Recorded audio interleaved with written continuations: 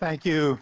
Thank you, Katie, for the introduction and for so much more. We'll have more to say about that later. I want to welcome my old friend back. That's right. To the Institute of Politics. I don't know if you remember, Mr. Secretary, when I called you in the winter of 2016 to talk to you about this. I distinctly remember, but I may be misrepresenting this, that I said, I think this job will be a stepping stone to Secretary of State, being a fellow at the University of Chicago Institute of Politics. It was a stepping stone to employment after the Obama administration, so I'm grateful for that. Yeah, but before we get to the weightier issues at hand, because of this occasion, what did that fellowship mean to you? What did you take away from it? Well, first I took away that this is just an extraordinary community. I've had some chance to spend time on university college campuses over the years, and I think it's safe to say I've never been more impressed with a group of students that I had the opportunity to spend some time with back in 2017. Just extraordinary. So it's good to be with all of you. You guys can applaud for yourselves. It's okay. Although I have to say it was also just a little bit intimidating, because I asked myself at that age, and it's not a good answer. But also, you were playing rock and roll, I think. Or trying to anyway. Yeah. But what I so admire about what you've done, Ax, and the entire team here, is help build a remarkable community, a community that's giving back in a big way. The numbers I saw said that you've managed over the years to place 2,700 people into internships in public service. That's exactly what we need, so I couldn't be more grateful for that. Good, because we're going to talk to you about some State Department internships after this. So. Wait, we now have paid internships for the first time in history. So. I call that a cheap applause line. Actually, a costly applause line. This isn't just the anniversary of the founding of the Institute of Politics, but it's also the 2-year anniversary of the Biden administration. Talk to me about these 2 years from your perspective as Secretary of State. What has gone well? What are you proudest of? What are the things where you look back and say, gee, I wish we had done that a little bit better, or differently, I should say? So I think 2 years in, what it's safe to say from my perspective at least, is that we're in a better place in the world than we were. The first instruction that I got from President Biden on taking the job was, get out there, re-energize, rejuvenate, re-engage our alliances, our partnerships, our work in international organizations.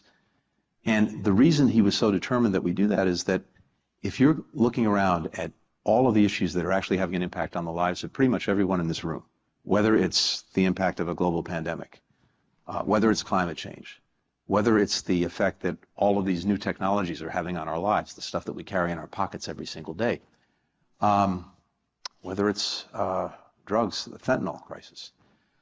We can't deal effectively with a single one of these issues unless we're actually finding ways to cooperate and coordinate and work with other countries.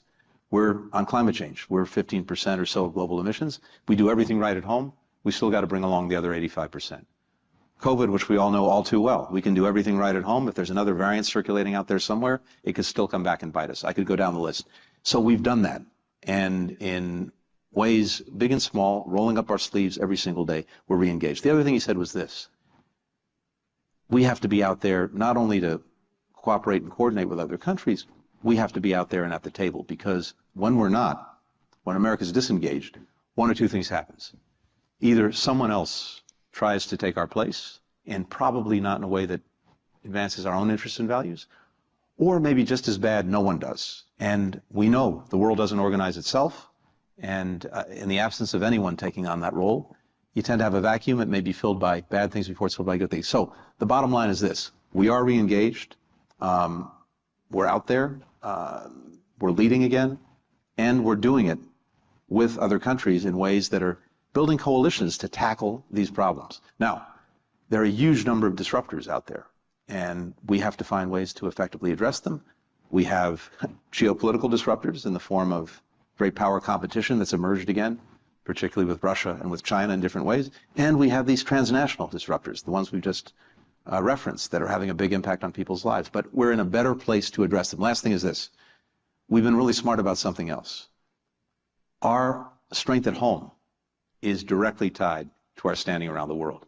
When we're making smart investments in ourselves, as we did with infrastructure, as we did with the CHIPS Act to make sure that we remain the leader in making semiconductors here in the United States, as we did with the so-called Inflation Reduction Act, which is the biggest single investment made to deal with climate change in the history of this country. When we're making those investments at home, it's actually having an impact on our standing around the world. I've got partners, countries coming up to us and saying, we see what you're doing to make yourself stronger at home. We want to work with you. We want to partner with you.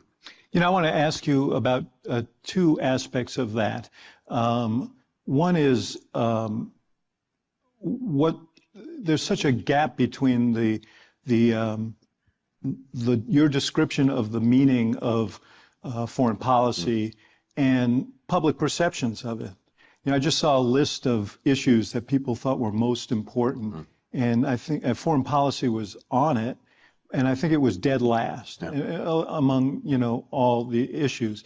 You ask people how much money, you know, when you ask about waste in a focus group, they say, well, you know, there's all that foreign aid. Well, how much do you think it is? 25% of the budget. Well, it's less than one. That's right. So how do you engage? I mean, you just made the case, but then there needs to be sort of an active effort to engage the American people, because we're living in an age in which people are feeling very much inward. So how do you sell foreign policy in an environment like this, and isn't that important? We've got to do a better job in connecting the dots. One of the reasons I wanted to be here today was to do that. One of the reasons that the President asked me to speak to the Conference of Mayors in Washington just a couple of days ago was to do that. One example, among others. Number one killer of Americans between the age of 18 and 49, fentanyl. Last year we lost more than 100,000 Americans to drug overdoses. 70% of those were from synthetic opioids like fentanyl.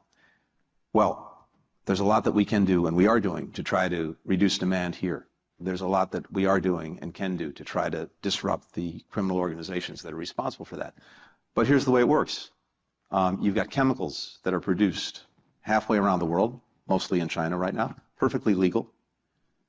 They are then sent somewhere else, maybe to Mexico. They're diverted to a criminal organization. It then uses those chemicals to make synthetic opioid. You get pill presses that put them together. They get sent over the border one way or another, and you can make hundreds of thousands of pills in a room the size of this stage. Last year in the United States, we seized, because keep in mind, what we seized does not reflect what's out there. We don't even know exactly what's out there. We seized enough fentanyl in this country to kill every single American. So how do you connect the dots? Well, one of the things that we're doing is trying to organize other countries to make sure that at least when perfectly legal chemicals are being shipped, people know who they're shipping them to, that we're sharing information to make sure that if front companies get set up, they're identified, that things are labeled properly, that you know your customer. And that's one of the ways our foreign policy, because it requires working with China, it requires working with India, it requires working with Mexico, and more countries that are being affected. That's just one example of how what we're doing around the world has a direct impact. Let me come at this from a different perspective, which is the perspective of the world. I mean, one thing's clear when you talk to leaders from around the world or diplomats from around the world, as you do on a daily basis, is how much the American example and American actions mean to particularly other democracies. And the thing you hear is, we trust Biden and we think things we appreciate the agreement and the outreach and so on, but how we know that that's going to be the case 2 years from now or even 6 years from now. And, you know, they watch what happened on January 6th. They watch other sort of elements of our democracy that are less attractive and less reassuring. And they say, can we count on the country anymore? You must hear that all the time. You know, you get some of that. Look, the president said it himself. I think pretty early on he was talking to one of his counterparts who said, I'm so glad America's back. And then he said, but for how long? So sure, you hear that. And I can say two things. First, we have to deal with the here and now, what we can do in this moment, in the time that we have. And my premise is this. If we demonstrate by the policies we pursue and the way we pursue them, that we're actually delivering results, that we're actually getting things done, that we're actually making life a little bit safer, a little bit more secure, a little bit more prosperous, a little bit more healthy for our fellow citizens, then hopefully they'll continue to support that approach. And I say the same thing to colleagues around the world who are looking at how they're going to work with us. Second, there's something incredibly powerful about our own recent history, which I've shared with others in conversation. One of the things that we still do as a country and that sets us apart is when we have problems here at home, we still deal with them openly, transparently. We don't try to sweep them under the rug, pretend they don't exist, no matter how painful it is, no matter how ugly it is. And that's actually a very powerful example, because when we're asking other countries to do the same thing, we can actually say, we're doing it. You need, we hope, to confront your own problems. We're actually demonstrating that you can do that and do it in an open and transparent way. You talked about alliances. Obviously, the place where it has been most dramatically reflected is in Ukraine, a situation that you couldn't have foreseen when you became Secretary of State. The question comes up, and the failure just in the last 24 hours to come to an agreement on whether tanks, the German tanks, can be shared with the Ukrainians. The question comes up, how much time do you have there before the coalition frays? Putin is obviously playing a waiting game, and the Russians have great tolerance for suffering, and he seems intent to try and wait this out. What are you telling the Ukrainians, and what is your sense of where this goes and how quickly it has to move before this thing kind of frays? First, I'd say that from almost day one, we've seen a lot of premature reports of the demise of the coalition. And on the contrary, not only is it held together, it's grown consistently stronger. And I'll come to the specific issue you raised. But time and again, we've seen dozens of countries come together to try to make sure that Ukraine's getting what it needs, when it needs to defend itself, to push back against the Russian aggression, to take back the land that was seized, the humanitarian support, the economic support. We just did another so-called drawdown of military equipment for Ukraine, more than $2.5 billion.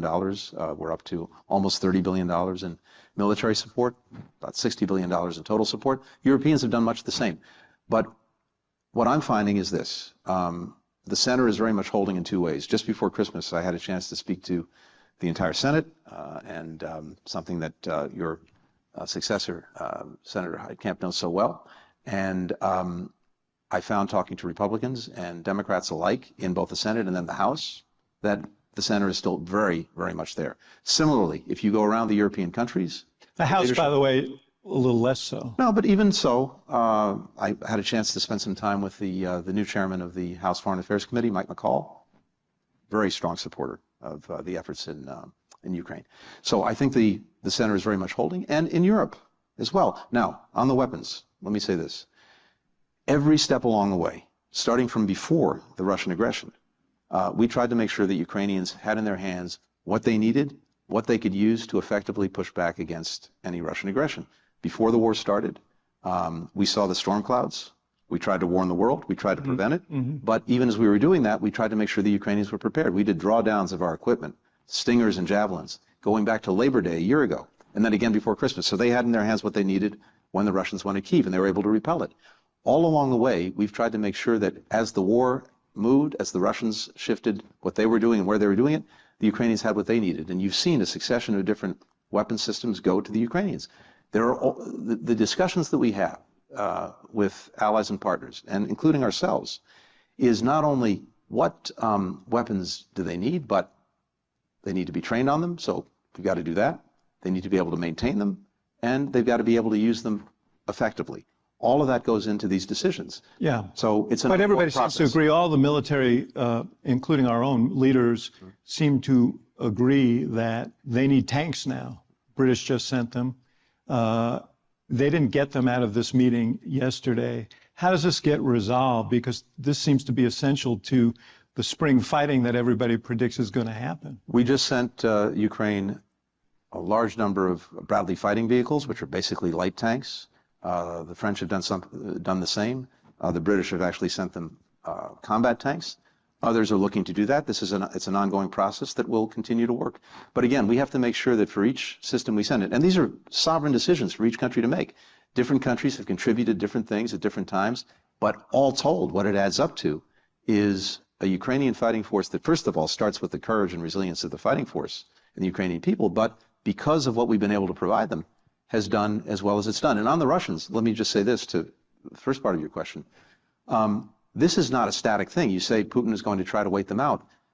He's not waiting them out in a situation where every single day is not doing extraordinary damage that he's inflicting on his own people and his own military.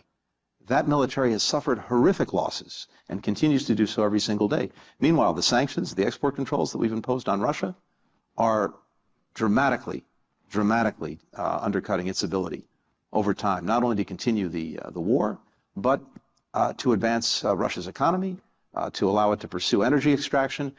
It's going to have an increasingly profound and heavy effect on Russia going forward. I wish that wasn't the case. This is a tragedy brought about by Putin. The question that one would really love to ask the Russians, if we could speak more directly and clearly to them, is how is what Putin is doing in Ukraine, how has that changed your life for the better? How has it done a single thing that makes you better off? He, in addition to the price that Russia is paying, he's inflicting a tremendous amount of heartache and damage on Ukraine. And it seems like with each assault and each attack, from a political standpoint, it makes it harder for President Zelensky to reach any sort of negotiated settlement other than the exit of Russia from the country. And one also wonders what Russian held ground would be like given the hostility that people feel for them. But where do you think this ends?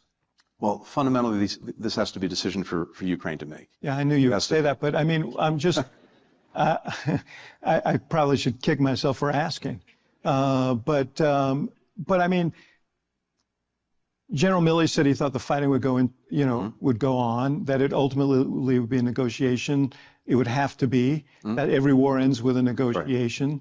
Right. But it seems like it gets harder and harder given how much destruction is being inflicted on the Ukrainian. Well, it does, and of course Zelensky has to be responsive to public opinion.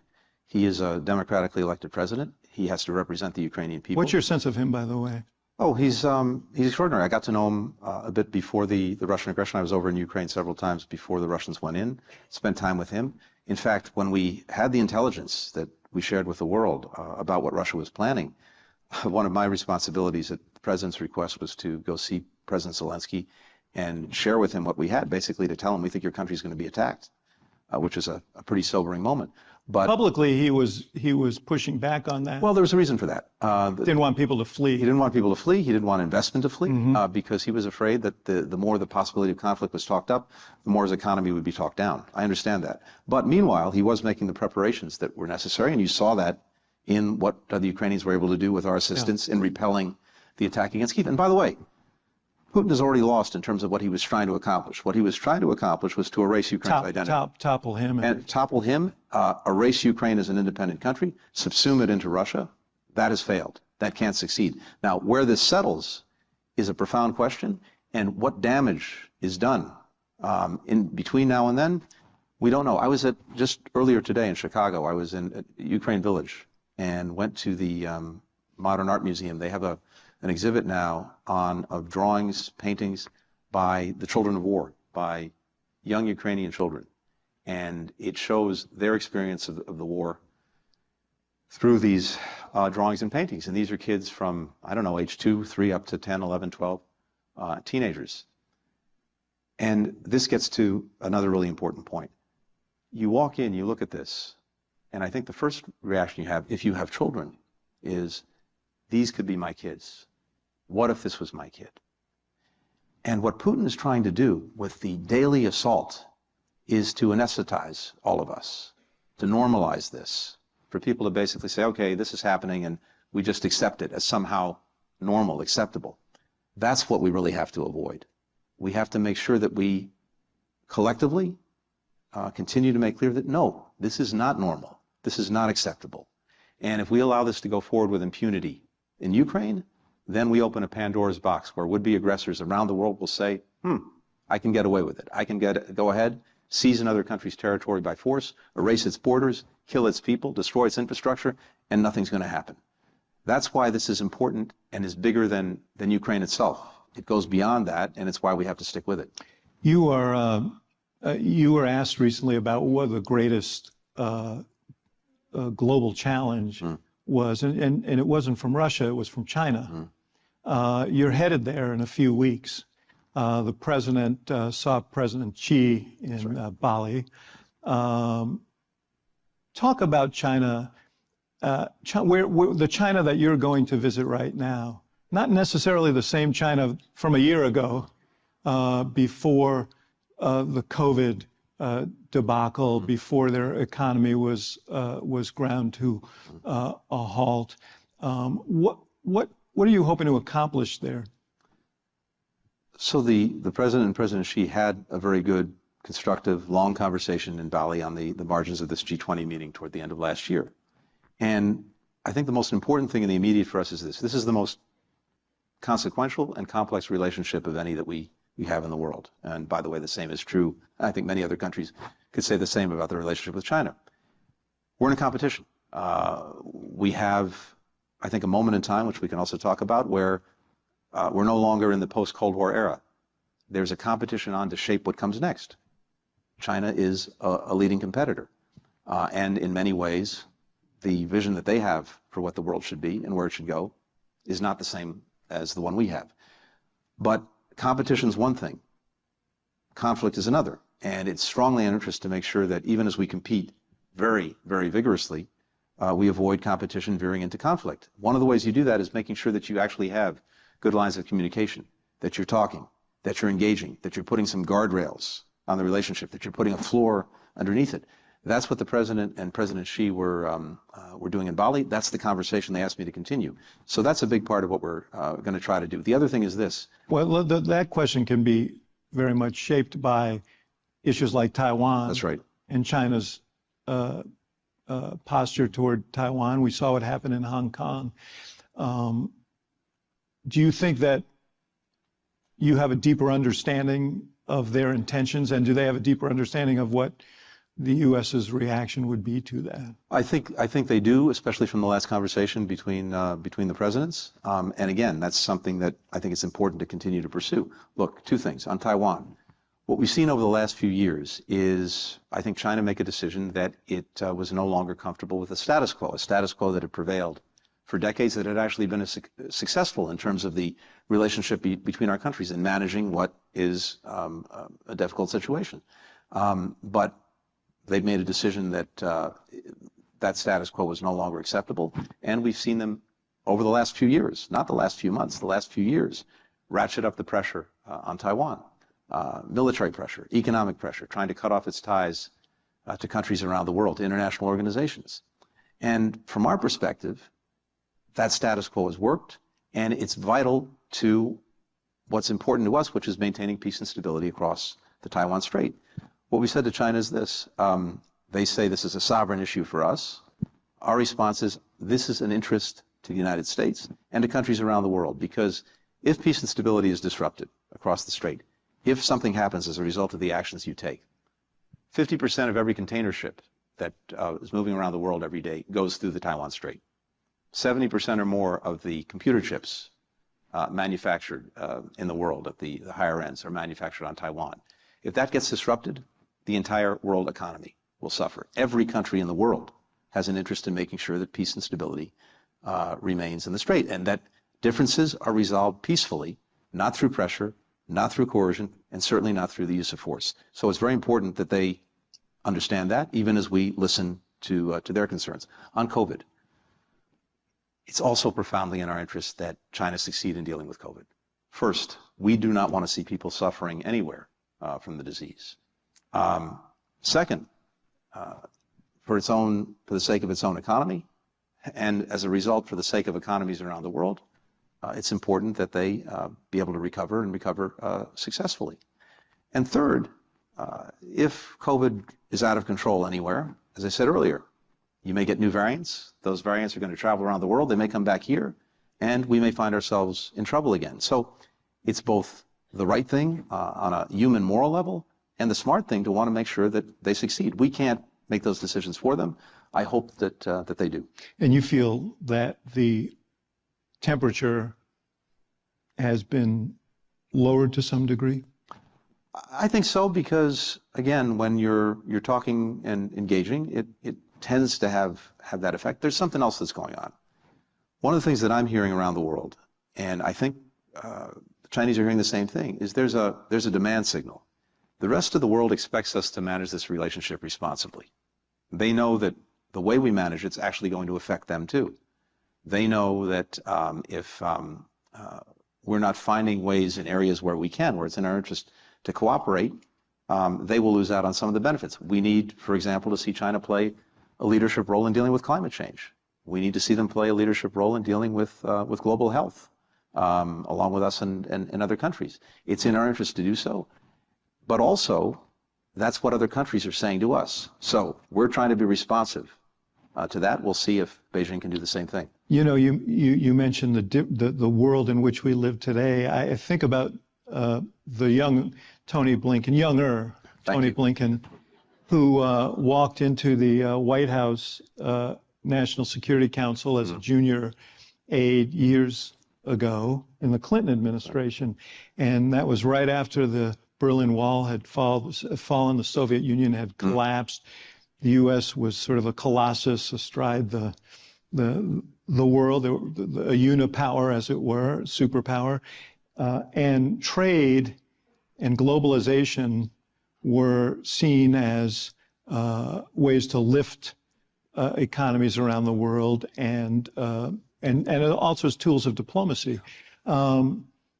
It seems like we're in a much different place. There was the Trans-Pacific Partnership, and the administration, which you were the Deputy Secretary of State, was going to be a way of creating an alliance of nations as a hedge against Chinese economic aggression, and that failed. And you don't hear much about trade anymore. Globalization, we just had this Davos, the annual thing, Davos, which feels very much now like sort of Disneyland for the elites. It's sort of like still fun to go, but it's a little dated. So talk about how the world has changed and what that means for the U.S. What is the challenge in this new world that we find?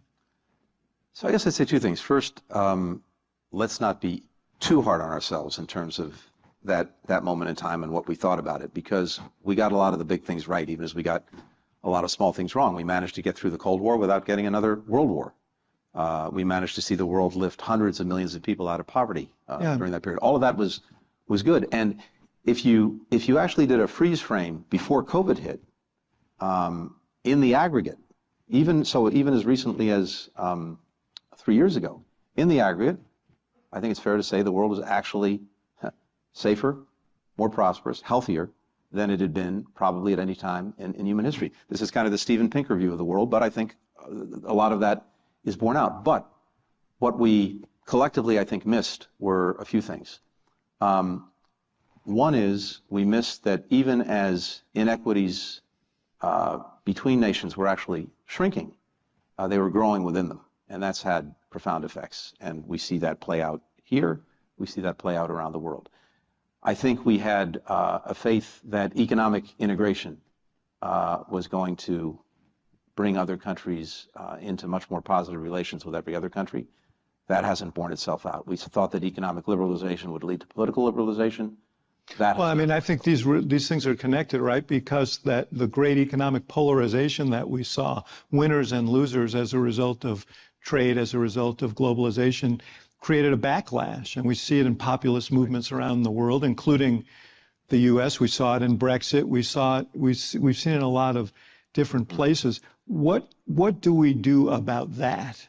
what do we do to give people a sense that they actually have a stake in the economic systems of our countries, and that it's not just the global elite that are benefiting from it? Well, in the first instance, I come back to what I started with a few minutes ago, which is to say it starts at home.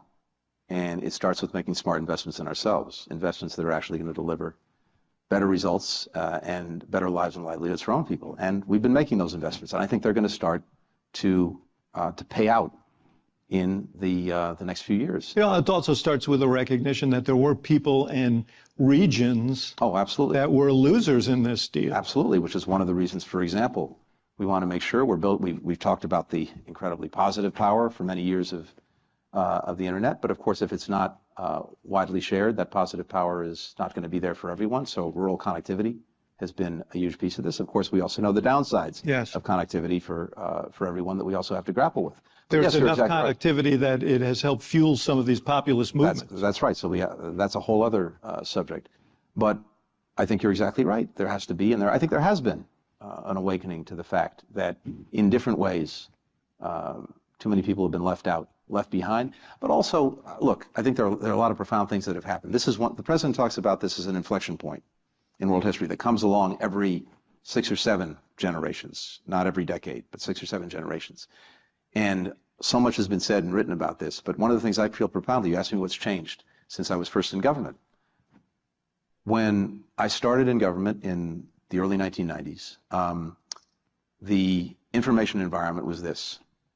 If you were working at the White House or anywhere else for that matter, at 6:30 at night, you turned on your TV if you had one in your office, and you watched the network news, one of three channels.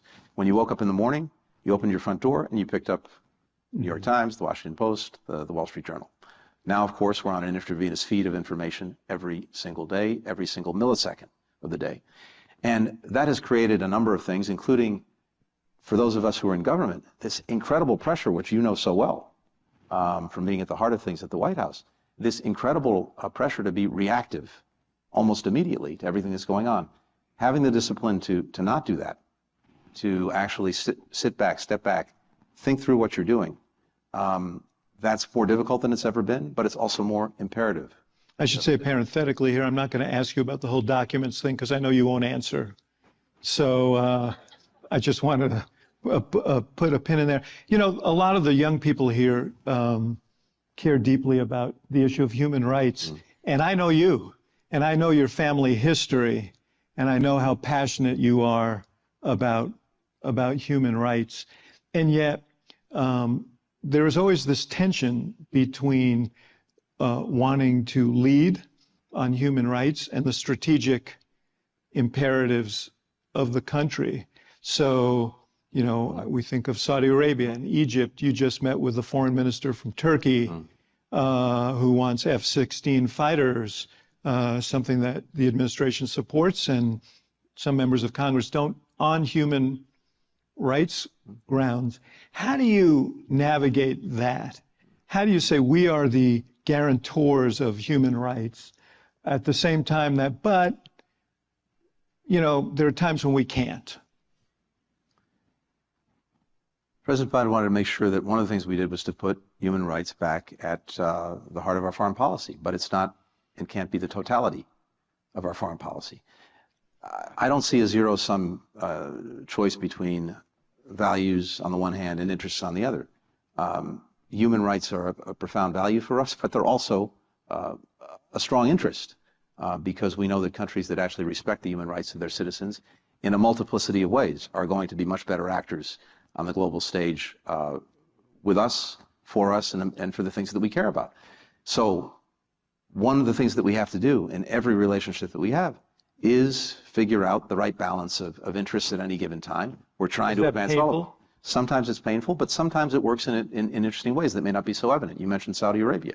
Well, we spent a lot of time trying to recalibrate that relationship to make sure that it's working better than it has been to actually address our interests. One of those interests is human rights. One of the benefits of what we've done over the last couple of years is we've gotten the Saudis engaged in a much more productive way and positive way in trying to end the war in Yemen.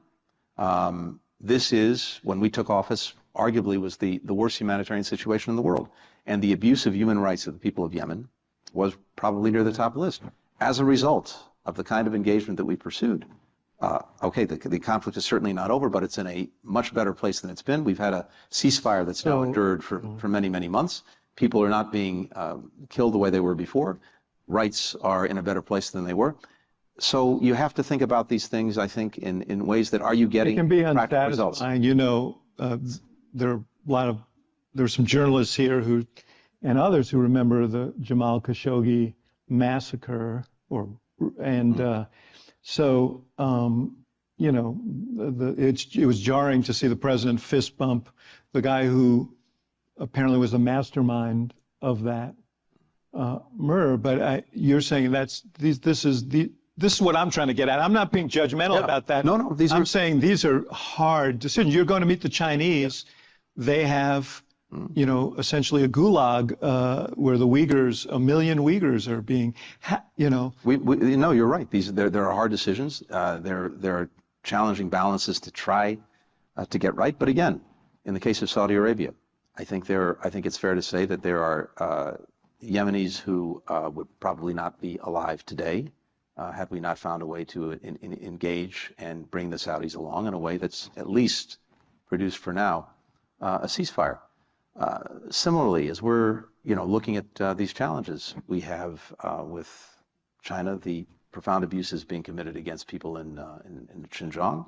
We've stood up, we've spoken out, we've encouraged and gotten other countries to do the same thing, and we put a spotlight on it. And we've taken concrete actions in terms of sanctions. We've taken concrete actions in terms of, in many places, trying to make sure, for example, that we're not importing products that are produced through slave labor.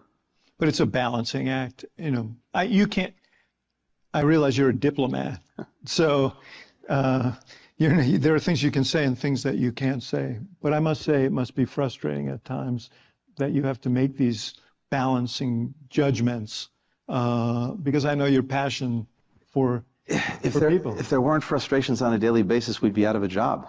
Yeah. It would be great to be able to go out of business because the world is perfect, everything's going well, but it's the nature of the job. One other thing I would be remiss if I didn't ask you about, because I asked you at the beginning what went well, what could have done better.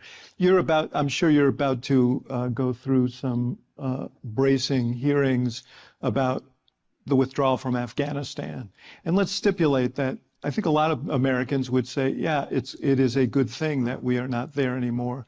Concern about what's happened to human rights there, but the withdrawal remains a question. And as always happens in Washington, there's a lot of fingers pointing in different directions. Some of them at the State Department. Do you look back at that and say and ask the sort of after action, what should we have done differently? You always look back at what you've done and try to ask that question. And one of the things that we did is we're taking a hard look at that, and we commissioned a study by one of our leading retired diplomats to do just that. And that's something we'll be, I'm sure, talking about in the weeks and months ahead. We want to make sure that in any instance, especially one as challenging as fraud as that we learn whatever lessons are to be learned, and that we apply them going forward. And we've already started to do that. But you acknowledge it was fraud. So I'd say a few things. First, to your point, President Biden ended the longest war in American history. And the result of that is that there will not be future generations of Americans going off to fight and die in Afghanistan. I think that's a good thing. And I think that's something that most Americans support. Second, many of the predictions... And I was there in 2009. He was very consistent in his view. We both heard it together then. Second, many of the predictions, at least until now, of some of the terrible things that might result have not borne out. We've not seen an upsurge in terrorism coming out of Afghanistan. In fact, we've demonstrated that to the extent that terrorists are there and being harbored there, we're able to actually get at them, as we were able to do with Zawahiri. We haven't seen to date a mass refugee exodus. It's hard for women and girls there. But that's what I was coming to. We have also seen the Taliban being either unable or unwilling to make good on things it said it would do, and that the international community, not just the United States, said we expected of them, starting with making sure that they were actually protecting the rights of all Afghans, including women and girls. That has been a dramatic step backwards, and we're working to deal with that as best we can now. We're going to have to go to questions. I do want to ask you this. There are a lot of people here who are considering what they want to do with their lives. And there was a period of time in the last decade when joining the Foreign Service became less attractive. And I want to give you a couple of minutes to make a sales pitch here for why people should consider that work, that form of service. So I've had an incredible opportunity in my own life to do a bunch of different things. And I was a journalist for a while. I was a lawyer for a while, for 1 year, 10 months, 2 weeks, 3 days, and 5 hours. That good, huh? Yeah, that good. But for those of you who had to go to the law, it's great. I dabbled in movies, etc. And then after a long circuitous journey, I wound up in government working for President Clinton. And for the past 30 years, that's pretty much what I've done, with a couple of periods of time out of government, because elections happen and things change. And what I can tell you is this: there are so many different ways to find fulfillment, to find happiness, to find a sense of purpose in life, in the private sector, in NGOs, in academia, you name it. For me, at least, having had these different experiences, there is something unique about serving in government, and that something unique is right there behind us, and it's behind me every single day, either figuratively or literally. And it may sound corny, but for me at least, knowing that I'm there with the American flag behind me every day is something that I haven't really found in any other pursuit that I've engaged in.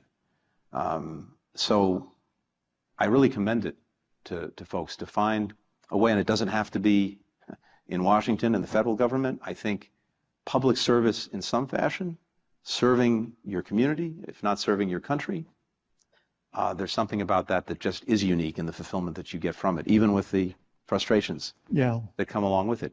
We just had the largest entering class at the State Department that we've had in more than a decade. So I am incredibly proud of that and pleased about it. But here's the thing. It needs constant renewal. One of my missions is to make sure, to the extent I can have anything to say about it, is that we continue to attract the most talented, most dedicated people that we possibly can. That's what I want to see happen. It's one of the reasons, David, that we're spending time not only in dealing with all of these external problems, but also trying to make our own institution as strong as it can be, and an attractive place to work. We're in a competition for talent. We know that. So we have to make sure that our department is a place that people want to work. We've done that in a number of ways that probably time doesn't allow me to get into. But as it happens, our diplomat in residence, Susan Flacco, is right here today. I think she may even be at a table outside. If you'd like some information about the State Department, we welcome you stopping by and grabbing it or looking at the website. I hope you do. We've got to take some questions. We don't have to, but we want to. I shouldn't say it like that. And as usual, I've snarfed up more than my share of time. Where are staff members with the microphones? All right, you choose somebody. Choose somebody. I'm not going to do it and make everybody else mad. Just pick somebody who wants to ask a question. A student, though, would be preferable. Hi. Hey, can everybody hear me? I'm in the middle last row, David, if you can't see me. Okay. Yeah. I really enjoyed listening to Secretary Blinken and David talk about the role of the U.S. On the global stage. My name's Andre. I'm a first year in the college, and I'm from Hong Kong. So I'm particularly concerned with where Hong Kong stands on the table of priorities currently at the State Department. And I understand that there are many international constraints and it's a balancing act, but domestically the U.S. can do much more boldly to protect Hong Kongers. In 2021, President Biden issued a deferred enforced departure order for Hong Kongers in the U.S. Currently, that's expiring in a little less than 3 weeks. That means Hong Kongers living in the US still live in uncertainty whether they have to go back to Hong Kong, to a city where it's not their home anymore, and join the ranks of more than 1,200 political prisoners. So my concern is, why is the administration not more proactive on looking for longer-term solutions for Hong Kongers, despite the presence of many bipartisan efforts in the past, especially in Congress, to give Hong Kongers more options? Yeah. I don't want to cut you off because it's such a profound question, but I want to give you a chance to answer and maybe get another question as well. Yeah. First of all, thank you for sharing that. And let me, first of all, assure you that we are working on this and we are engaged with Congress on this. Second, I think the experience of Hong Kong in recent years has been one of the most sobering reality makers for people around the world that we've seen. And what has happened in terms of the reversal of Hong Kong's democracy through the actions that that Beijing has taken. What has happened in terms of, in effect, gutting the notion of one country, two systems, has had, I think, a profound effect not only for people in Hong Kong, but beyond. And I think one of the reasons that you're seeing people focused on Taiwan so much right now is precisely because of the experience that Hong Kong has gone through over the last few years. We continue to look for ways to see what we and others can do to make a difference, both in making sure that we're helping and supporting those who are in very difficult circumstances as a result of the change in Hong Kong. We're looking very hard at the effect this is having on Hong Kong itself, and there are lots of things that are happening, competing pressures that are changing the entire nature of Hong Kong, which is deeply disturbing. But I want to assure you that in terms of the needs of people who are in jeopardy as a result of what's happened, this is something that we're very actively focused on. Seems like this is one of those frustrating issues where imperatives collide. One more question. Yeah, don't address yourself to the people who have all the power with the microphones. Yeah. Yes. Hi. My name is James, and I'm a second year in the college. And what I want to ask about is the way in which that you answer the question, seeing that the Biden administration and its foreign policy is leading both with having strategic interests as well as human rights as the forefront. And I was really wanted to direct the question towards the United States' relationship with Israel, and especially in this past few weeks, Prime Minister Netanyahu not adhering to the rule of law, and especially this week having a deadline really to fire the minister that was supposed to be expelled by the Supreme Court. So I was wondering how will the United States' relationship with Israel change, especially noting that they are a strategic partner in the Middle East, but also democracy is very important in the region, and having a partner that adheres to democracy. In which ways will the Biden administration further that? So thank you. A lot to be said about this. In the interest of time, let me just say this. First, we have a relationship with Israel that has been built over many, many decades through many different administrations in both the United States and in Israel. There are certain things that are foundational, including a commitment to Israel's security, and that is not going to change. One of the benefits of a relationship as close as the one that we have is that we can speak very directly and very clearly to each other in private as well as in public when we do have differences, including differences in approach and things that are happening inside of Israel, just as we've heard Israelis make very clear their differences about some of the policies that we've pursued over the years. And that also is not going to change. So one of the things I've said is we're very much focused not on the particular personalities of any one Israeli government, but on the policies that government pursues. And we're very much engaged with them now. But we have to also give a chance for things to play out. Some of the things that you mentioned are very recent developments that have not yet run their course. So let's see how how things actually evolve. Let me just ask one follow-up to that, which is a good question. Given the coalition that Prime Minister Netanyahu has had to put together, the most right-wing coalition in the history of the country, what has been what have you communicated? I guess this is a stupid question because you won't answer, but what has been communicated about red lines, and are there red lines in terms of settlements, in terms of human rights, in terms of issues of concern, democratic rights within the state of Israel? David, I'm tempted to say you're right. I'm not going to. Yes. We've known each other a long time. But in fact, a couple of months ago, I had an opportunity to speak to the relationship and the various issues in the relationship. I got a chance to talk to folks at J Street in Washington.